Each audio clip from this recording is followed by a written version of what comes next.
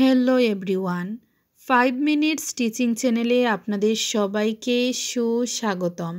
চলে এসেছি আপনাদের জন্য নতুন একটি বিষয় নিয়ে।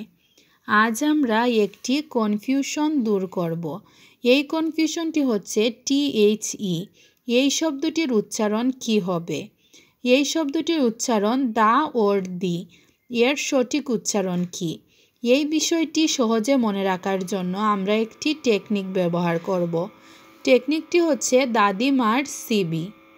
সি মানে কনসোনেন্ট এবং বি মানে বাওয়েল। কনসোনেন্ট হলে দা এবং বাওয়েল হলে দি উচ্চারণ করতে হবে। এবার কনসোনেন্ট কোনগুলো? ইংরেজি বর্ণমালার 26টি লেটারের মধ্যে 21টি হচ্ছে কনসোনেন্ট এবং বাকি 5টি বাওয়েল। এবার বাওয়েল যে 5টি, এই 5টি কী কী? এই 5টি হচ্ছে এ, ই, আই, ও, ইউ। এগুলোকে একত্রে বাওয়েল বলা হয়। এই 5টি যে শব্দগুলোর মধ্যে থাকবে তখন আমরা দি উচ্চারণ করব এবং বাকি সব সময় দা উচ্চারণ করব। অর্থাৎ কোনো ওয়ার্ডের প্রথম অক্ষর যদি কনসোনেন্ট হয় তাহলে দা উচ্চারণ করতে হবে এবং প্রথম অক্ষর যদি বাওয়েল হয় তাহলে দি উচ্চারণ করতে হবে। যেমন দ্য মর্নিং, এখানে মর্নিং শব্দের এম শব্দটি হচ্ছে কনসোনেন্ট, তাই দা উচ্চারিত হয়েছে। দ্য স্কাই, স্কাই শব্দের এস শব্দটি হচ্ছে কনসোনেন্ট, তাই দা উচ্চারণ করতে হবে।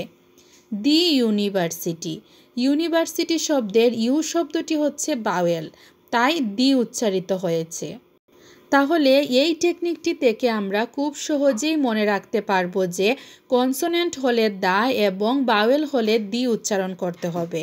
তাহলে THE এই শব্দটির উচ্চারণ দা এবং দি দুটোই সঠিক, তবে সময় অনুযায়ী আমরা এটি আলাদা আলাদাভাবে উচ্চারণ করব। এবার আমরা কিছু উদাহরণ দেখে নেব। উদাহরণটি হচ্ছে she gets up early in the morning. এখানে মর্নিং শব্দের প্রথম অক্ষর কনসোনেন্ট হওয়ায় দা উচ্চারণ করতে হবে।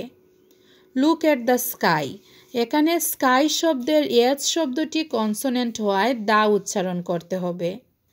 There are many students in the university, university শব্দের ইউ শব্দটি হচ্ছে বাওয়েল, কারণ আমরা জানি এ, ই, আই, ও, ইউ এই 5টি থাকলে বাওয়েল, যেহেতু এখানে ইউ শব্দটি আছে তাহলে এটি বাওয়েল, তাই দি উচ্চারিত হয়েছে।